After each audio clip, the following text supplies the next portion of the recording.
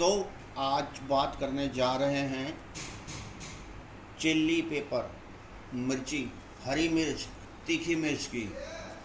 हम सब जानते हैं कि इसका भारत की कृषि और हमारी किचन गार्डनिंग में कितना महत्व है।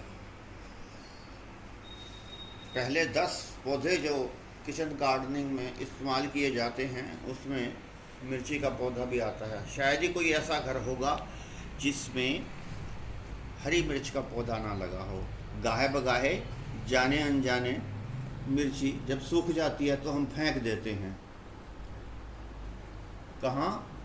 किसी मट्टी या गमले या क्यारी में। तो जब पौधा फलीभूत हो जाता है और मिर्ची लगने लग जाती हैं तो मन आह्लादित हो उठता है।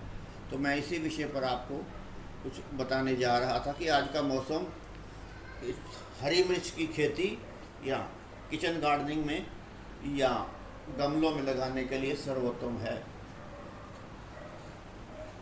मैक्सिको का प्राणी सारे संसार में छा चुका है।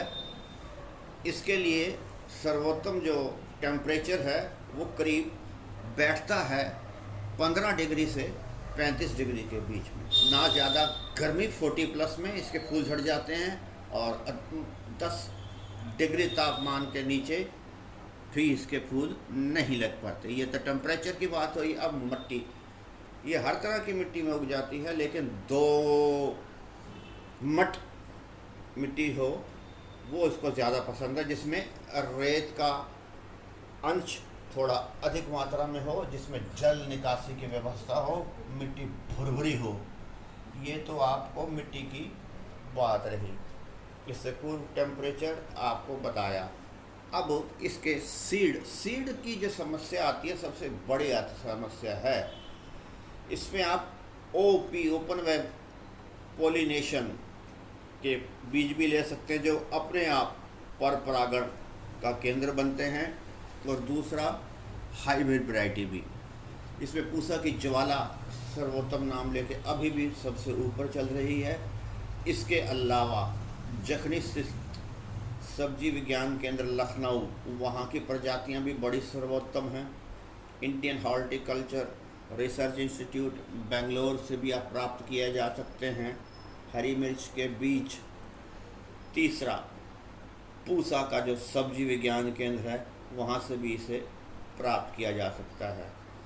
हर स्टेट में राष्ट्रीय बीज निगम की दुकानें होती हैं, वहाँ से भी मिर्ची के बीज लिए जा सकते हैं। और कृषि विज्ञान केंद्र जो हर ज़िले में होते हैं, हर राज्य के, वहाँ से भी बीज प्राप्त किए जा सकते हैं। हाँ, बीज कहाँ से नहीं लेने चाहिए? पहले तो बीज विक्रेता से नहीं लेने चाहिए। क्यों? हर एक बीज विक्रेता अच्छी किस्म का बीज नहीं रखता। जो बीज होता है वो सैकड़ों के हिसाब से वो बेचते हैं। 10 रुपये का जो पैकेट उनको पड़ता है वो 50 या 60 रुपये में बेच देते हैं। वहाँ से बीज नहीं लेना चाहिए जो इस प्रकार की क्रिया करता है। दूसरा, ऑनलाइन में जो 50 पैकेट 100 रुपये के दर से बेचते हैं उनसे नहीं लेना चाहिए। हालांकि ऑनलाइन में अगर आपको कंपनी मालूम है तो लिया जा सकता है। इसी तरह बीज विक्रेता से कंपनी मालूम हो तो लिया जा सकता है। अब कंपनी की बात की जाए तो जापानीज़ नंबर 1 है, स्काटा है, सिंजेंटा है। फिर आपके अगर भारत की परिवेश की बात करें तो राशि है, मायो है। इस प्रकार के अच्छी उत्तम प्रस्फुटता पूर्ण बीज प्राप्त किए जा सकते हैं। अब इसको लगाया कैसे जाता है? इसको आप थोड़ी सी मिट्टी लेकर इसकी क्यारी बनाइए, या एक छोटी सी नर्सरी बनाइए, या एक बड़े गमले में नर्सरी बनाइए। उससे फिर पौधे जब बड़े हो जाएं 4-4 इंच के 2 पत्ती वाले, तो उसको आप ट्रांसप्लांट कर सकते हैं। अब मिट्टी को आपको थोड़ा ट्रीट करना होगा। कुछ फंजीसाइड डाल लीजिए उसके अंदर, किसी भी प्रकार के। अगर आप बायो फंजीसाइड डालना चाहते हैं तो सुमोडोमोनास डाल सकते हैं। अगर आप दूसरे डालना चाहते हैं तो उसके अंदर रेडोमिल डाल सकते हैं, बाविस्टिन डाल सकते हैं ये मिट्टी के अंदर। हाँ, सूत्रकृमि बचाने के लिए इसके अंदर निमिटोड लगते हैं। मिर्च के अंदर मिर्च का पौधा मुरझा जाता है, उसके लिए आप फंजीसाइड के साथ फ्यूरोडॉन या नीम की खली भी मिलाई जा सकती है। तो इस प्रकार से तो आप मिट्टी को ट्रीट कर सकते हैं। अब बीज इसके लिए नर्सरी में ज़्यादा नीचा नहीं दबाना, आधा इंच से ऊपर नहीं होना चाहिए। तो करीब 10 दिन बाद इसकी जो है वो प्लांट निकलने शुरू हो जाते हैं। तो आप 20 दिन में इसको पौधे के अंदर ट्रांसप्लांट कर सकते हैं। 1 फुट अगर आप क्यारी में बना रहे हैं तो जगह ज़रूर होनी चाहिए। अब लोग तो कह उठते हैं कि इसको बढ़ाने के लिए क्या ज़रूरी है। जैसे मैंने बताया कि इसको फंजीसाइड और फ्यूरोडॉन या नीम की खली से ट्रीट कर सकते हैं। अब जब इसको लगा दिया तो आपको नर्सरी में जो सबसे बड़ी ध्यान रखने वाली बात है कि इसके ऊपर कुछ कीटों का प्रकोप बहुत ज़्यादा पड़ता है। तो आप नेट में लगाइए, करीब 20 दिनों तक इसे नेट में लगा के फिर ट्रांसप्लांट कीजिए। क्योंकि वाइट फ्लाई जो होती है, जैसिड होता है, एफिड होता है, और इसके अंदर एक किस्म की मकड़ी लगती है, लाल मकड़ी, बड़ी मकड़ी नहीं, छोटी, जो कि आंखों से भी नहीं दिखती।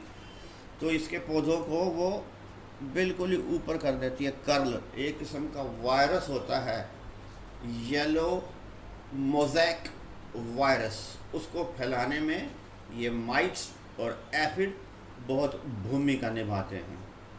तो जब आपने नर्सरी के अंदर इसको जाल लगा के अच्छी तरह से इसको तय कर लिया तो ये अपने आप बढ़ना शुरू कर देगी। अब 1 महीने का जब आप ये हो गया तो इसके ऊपर NPK का आप इसको छिड़काव करना है, पर्णीय, यानी कि इनके पत्तों पर भी देना है। और महीने में इसके अंदर मिट्टी में भी 10-15 ग्राम आप डाल सकते हैं एक बार में, ज़्यादा नहीं डालना DAP, क्योंकि हम पहले ही इसके अंदर मिट्टी को ट्रीट कर चुके हैं और उसमें नीम खली फ्लोरोडान डाल चुके हैं। तो DAP इसमें आप डाल सकते हैं। उसमें अगर केचुआ खाद हो तो वो भी डाल सकते हैं। अब जितने मुँह उतने बातें, कोई कहता है जी इतनी मिर्चें हम लगवा देंगे कि पड़ोसी देखने आ जाएंगे, इतनी मिर्चें लगेंगी कि महीने तो खाया जा सकता है। खैर, ये तो बातें एक किस्म की सेंसलेस हैं।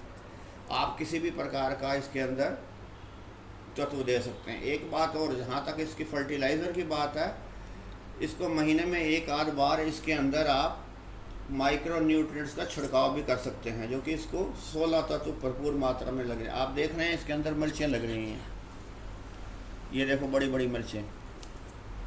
अब इसमें ये है, और यहाँ से आप काट भी सकते हैं, यहाँ से थोड़ा सा 2G कटिंग, 1 बार 2 बार, तो तीसरे जब 3G कटिंग के रूप में हमें अच्छी मिर्चें मिल सकती है।